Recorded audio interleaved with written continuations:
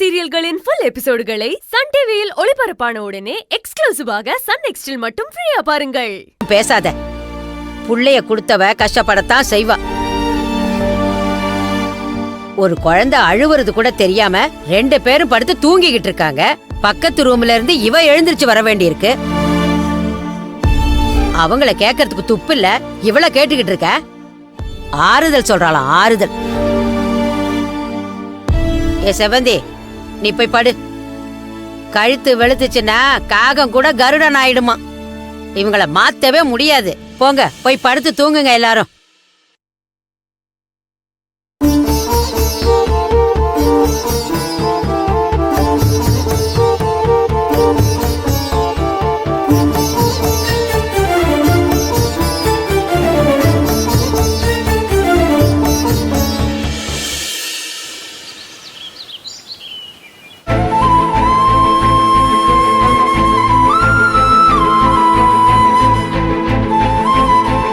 நீங்க எங்களை எழுப்பி விடாம நீங்களா குழந்தைய தூக்கிட்டு வந்து எல்லாம் பண்றதுனாலதான் இவ்வளவு பிரச்சனையும்.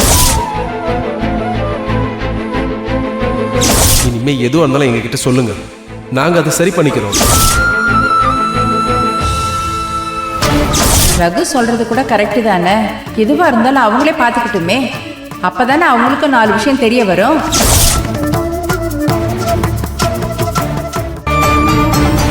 செவந்தி அக்கா, இந்த கருவேப்பிலை பொடிக்கு உளுந்து எவ்வளவு போடணும்?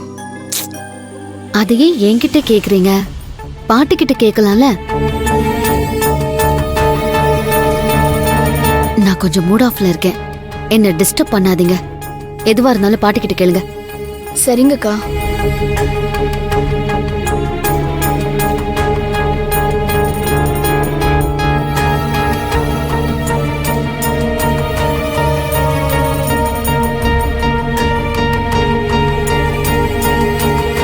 திலகா, என்னாச்சு?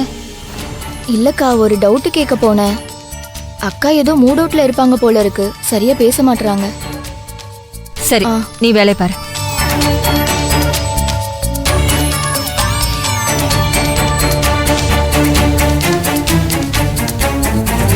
என்னடி ஆச்சு? நானும் காலையில இருந்து பாத்துக்கிட்டே இருக்கேன். வேலையில ஒரு ஈடுபாடு இல்லாம இருக்க. முகத்தை பார்த்தாலே ஏதோ பறி கொடுத்த மாதிரியே இருக்க. அதெல்லாம் ஒண்ணும் இல்ல பாட்டி, லேசா தலை வலிக்குது, அவ்வளவுதான். நீ சொல்றது நம்புற மாதிரியே இல்ல. வேலை செய்யறவங்க கிட்ட இப்படி எல்லாம் பேச மாட்டிய நீ. திலகா கிட்ட நீ பேசுறத நானும் பாத்துக்கிட்டு தான் இருந்தேன். பாட்டி திடீர்னு என்கிட்ட வந்து டவுட் கேக்குறாங்க. வழக்கமா நீங்க சொல்றபடி தானே எல்லாமே பண்ணுவோம், அதனாலதான் உங்களை கேட்க சொன்னேன். நீ என்ன சொல்லி சமாளிச்சாலும் எனக்கு புரியுண்டி. உண்மையாவே உன் குழந்தைய விருப்பப்பட்டு தான் தத்து கொடுத்தியா? நீ இப்ப நடந்துக்கிறதெல்லாம் பார்த்தா அப்படி தெரியலையே. என்னாச்சு உனக்கு? அப்படிலாம் ஒண்ணும் இல்ல பாட்டி, அதுக்கும் இதுக்கும் எந்த சம்பந்தமும் இல்ல. உண்மையிலேயே எனக்கு தலை வலிச்சுது, அவ்வளவுதான். கொஞ்ச நாளைக்கு அப்படி தாண்டி இருக்கும். அழுது கொண்டிருந்தாலும் உழுது கொண்டிருன்னு அந்த காலத்துல எதுக்கு சொல்லியிருக்காங்க? 1000 பிரச்சனை வரத்தான் செய்யும். ஆனா அவன் பாக்குற வேலைய சரியா செஞ்சுக்கிட்டு தான் இருக்கணும். அதுக்கு அதுதான் அர்த்தம், புரியுதா? வாழ்க்கைன்னா பிரச்சனை வரத்தான் செய்யும். அதுக்காக செய்யற வேலையை விட்டுட முடியுமா? வேலை செஞ்சாதாண்டி சாப்பாடு. இந்த வேலையை நம்பித்தானே நாம எல்லாரும் இருக்கோம். இந்த வேலையும் இல்லைன்னா என்ன நடக்கும்னு யோசிச்சு பாரு. பாட்டி, நான் கொஞ்ச நேரம் ரெஸ்ட் எடுத்தா சரியா போயிடும். மேடம், உள்ள வரலாங்களா? வாங்க சார், வாங்க. உட்காருங்க. சரிங்க. உட்காருங்க மேடம், உட்காருங்க. பாட்டியம்மா, நல்லா இருக்கீங்களா? நல்லா இருக்கையா. நீங்க எப்படி இருக்கீங்க? உங்க புண்ணியத்துல நல்லா இருக்கோம்மா. வியாபாரம் எல்லாம் எப்படி போகுது? ரொம்ப அமோகமா போயிட்டு இருக்குமா. நான் கூட இவ்வளவு பெருசா போகணும்னு எதிர்பார்க்கவே இல்லை. ஏதோ கோயம்புத்தூர்ல கேக்குறாங்க நினைச்சு டீலர்ஷிப் எடுத்தேன். பார்த்தா பக்கத்துல கேரளா வரைக்கும் கேட்டு வாங்கிட்டு போயிட்டு இருக்காங்க. பாலக்காட்டுல நம்ம ப்ராடக்ட் தான் அதிகம் சேல்ஸ் ஆகுதுன்னு சொன்னாங்கம்மா. ஏதோ கடவுள் புண்ணியமும் உங்க புண்ணியமுமா. ஐயா, அப்படிலாம் ஒண்ணு இல்லையா. எல்லாரும் சேர்ந்து வேலை செய்யறோம், அவ்வளவுதான். சார், என்ன சாப்பிடுறீங்க? காஃபியா மோரா? மேடம் மோரே ஓகே மேடம். இருங்க அண்ணி, ஒரு நிமிஷம் வாங்களேன்.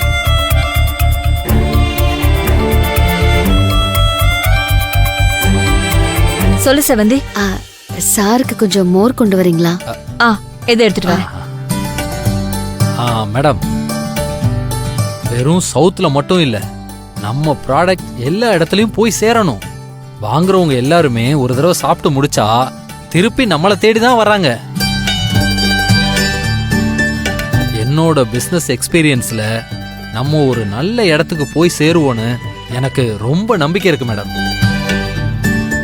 அதை இன்னும் பெரிய அளவுல பண்றதுக்கு நான் ஒரு ஐடியா சொல்றேன், அதுக்கு நீங்க சம்மதிக்கணும். என்னைய அப்படி சொல்லிவிட்டீங்க? நாங்க செஞ்சா மட்டும் போதுமா? அது எல்லாத்தையும் ஊர்ல கொண்டு போய் சேர்க்கறது நீங்க தானே. நீங்க என்ன சொன்னாலும் சரியாத்தான் இருக்கும், சொல்லுங்க. சார், என்ன ஐடியா?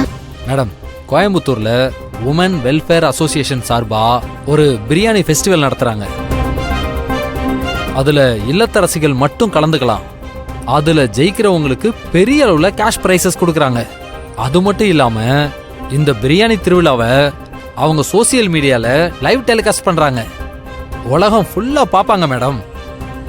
சார், நமக்கும் அந்த பிரியாணி திருவிழாக்கும் என்ன சம்பந்தம்? என்ன மேடம் இப்படி சொல்லிட்டீங்க? மேடம், அந்த பிரியாணி திருவிழாவில் நீங்க தான் கலந்துக்க போறீங்க.